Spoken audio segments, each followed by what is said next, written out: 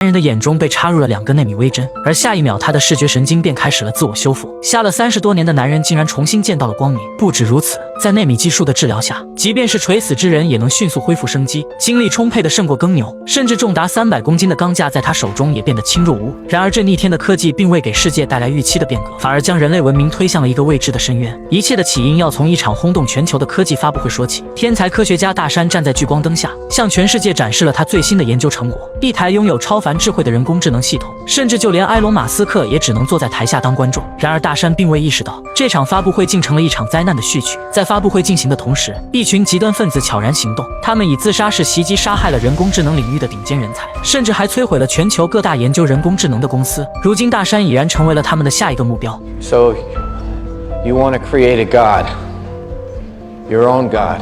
在发布会结束后，刚刚的极端分子便朝着大山开了枪，子弹精准地命中了大山的腹部，大山立刻倒在了血泊之中。好在子弹并没有对大山的生命造成威胁。在简单的处理伤口之后，大山便回到了研究所。此时，联邦的调查员韦德已经恭候多时了。韦德告诉大山，袭击他的幕后黑手是一个反科技组织，他们对全球的科技公司都发动了恐怖袭击，因为在他们看来，人工智能的出现是对大自然的亵渎，因此他们不惜一切代价都要摧毁这项研究。听完韦德的讲述后，大山带着韦德参观了自己的实验室。眼前的量子计算机是如今世界上最后一台量子计算机，也是最顶尖的一台。然而就在他们交谈之际，大山突然感到一阵强烈的不适感。他本以为只是枪伤的后遗症，然而回到医院检查后，却得知了一个惊人的噩耗。原来命中他的那颗子弹上含有放射性元素，并且如今已经渗透进了他的血液系统。如今他的生命只剩下不到1个月的时间。面对这突如其来的噩耗，大山陷入了深深的绝望。他决定放弃自己的研究和工作，因为他认为自己这么多年只顾事业，完全忽视了妻子所需的陪伴，所以他要用剩余的时光来陪伴妻子丽莎。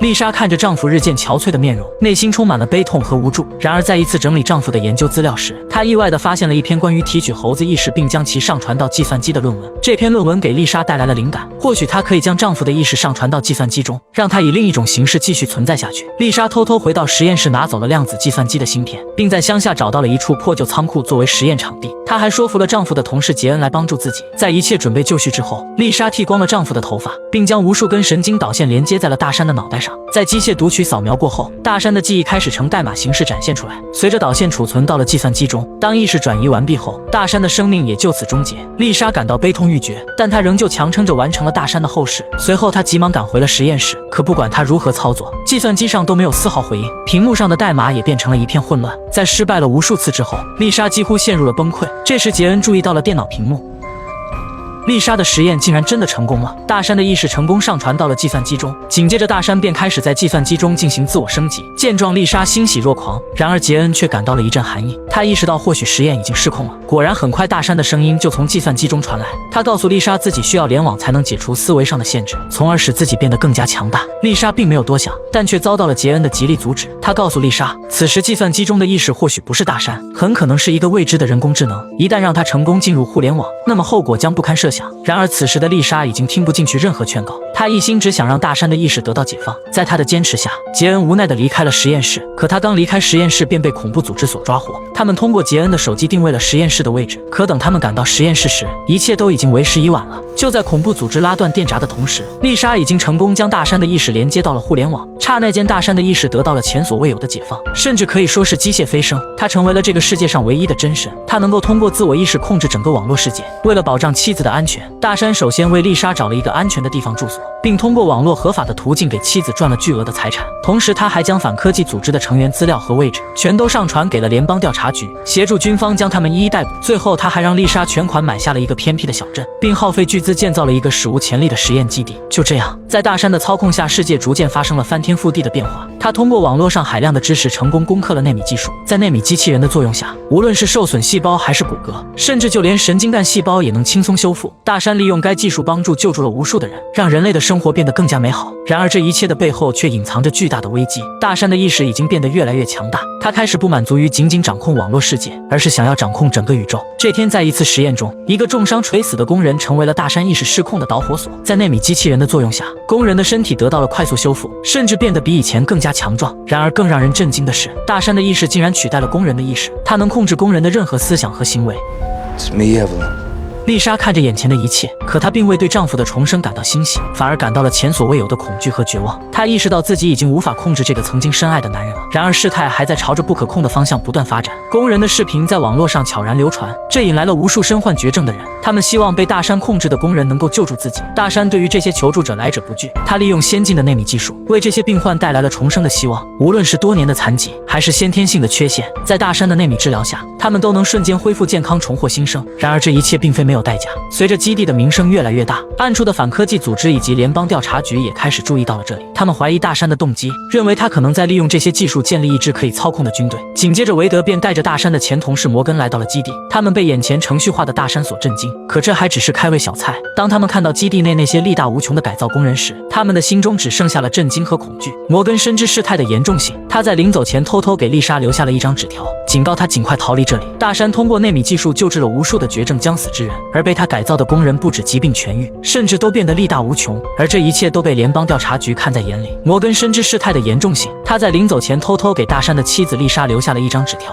警告她尽快逃离这里，因为他和韦德都认为大山所做的一切并非出于救死扶伤的善心，而是有着更为深层次的阴谋。大山应该是想要建立一支由他独立操控的超人军团。他们先是找到了协助丽莎实验的杰恩，希望他能编写一段能够摧毁程序的病毒。预料到现在的杰恩自然答应了他们的请求，但他需要一名经过大山改造的人来获取源代码。紧接着韦德便向上级汇报了情况，敌人的敌人就是朋友，他们竟然与反科技组织达成了合作，随即启动了一连串精心策划的行动，安排士兵携带精良装备潜入基地。他们通过同网遮蔽信号，悄然在基地附近挖掘了一条地道，为接下来的行动铺平了道路。而此时丽莎的内心也充满了恐惧，她开始怀疑大山的真实身份和目的。而更让她震惊的是，她无意间发现大山竟然在监控她的情绪变化，通过调整影响她情绪的激素指标来控制她的情感。这一刻她终于意识到，大山已经不再是那个她深爱的丈夫，而只是一段冷酷无情的电脑程序。丽莎决定离开这个恐怖的地方，然而她刚走出基地不远，就遭遇了军方的突袭。杰恩带着士兵们冲入了基地，试图摧毁大山的内米技术。改造人们奋起反抗，他们试图与军方进行谈判，可杰恩第一次拿枪有点紧张，一不小心就扣下了扳机，子弹击穿了谈判工人的手掌。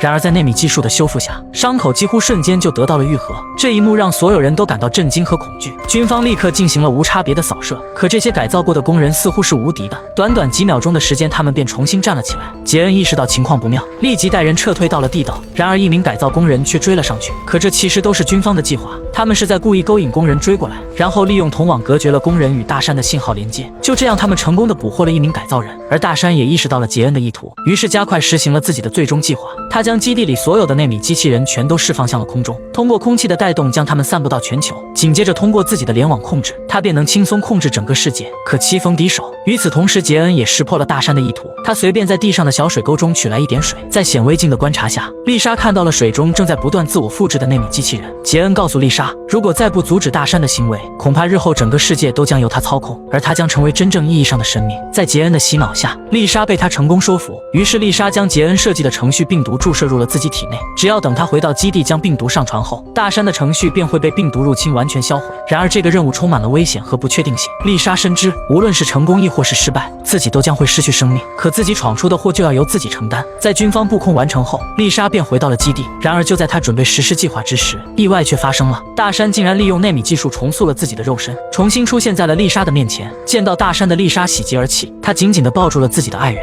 然而在短暂的激动过后，丽莎还是强迫自己冷静了下来。然而军方却看到了刚刚发生的一切，他们误以为丽莎选择了背叛。正当丽莎准备实施计划之时，军方对基地发动了猛烈的轰击，在炮火的轰炸下，丽莎也不幸被炸伤。大山面无表情地将妻子抱回了实验室，可地面上狂涌的内米机器人表达着他的怒火。军方的所有武器都被瞬间瓦解，小镇的居民都被大山所治愈过，因此他们也对军方发动着攻击。只是转瞬间便发生了攻守一醒，眼见军方的软弱，反科技组织的头目直接拿枪对准了杰恩，他以杰恩的性命要挟大山上传病毒。面对这样的威胁，大山并没有屈服，他告诉头目，由于地面上的功能设备被毁，自己剩余的电量只够做一件事了，要么将妻子的意识上传，要么救活重伤垂死的妻子。然而就在这关键时刻，丽莎却替他做出了决定，她希望大山能够将她的意识上传。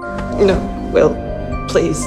听到这个请求，大山沉默了片刻，随后遵从了妻子的意愿。当丽莎的意识被上传后，他这才看到了大山眼中的世界。他看到了被过滤的工厂、被净化的水源以及被修复的森林。原来大山从来就没有想过统治一切，他一直在用自己的方式治愈着这个世界。他始终都是那个深爱着他的丈夫。原来大山始终牢记着妻子的梦想。 Think about the garden. Think about our sanctuary. I'll never let you go. 可丽莎明白的太晚了。当杰恩抵达基地时，眼前仅剩下2具紧紧相拥的冰冷尸体。就此，故事落下帷幕。人类社会在这场病毒肆虐下被迫停滞，科技与网络遭受到了重创，文明也因此陷入了黑暗。然而，在大山为丽莎精心打造的后花园中，一朵向日葵上晶莹的露水正悄然滑落。看电影，找驰名，持续更新紧张刺激的好电影。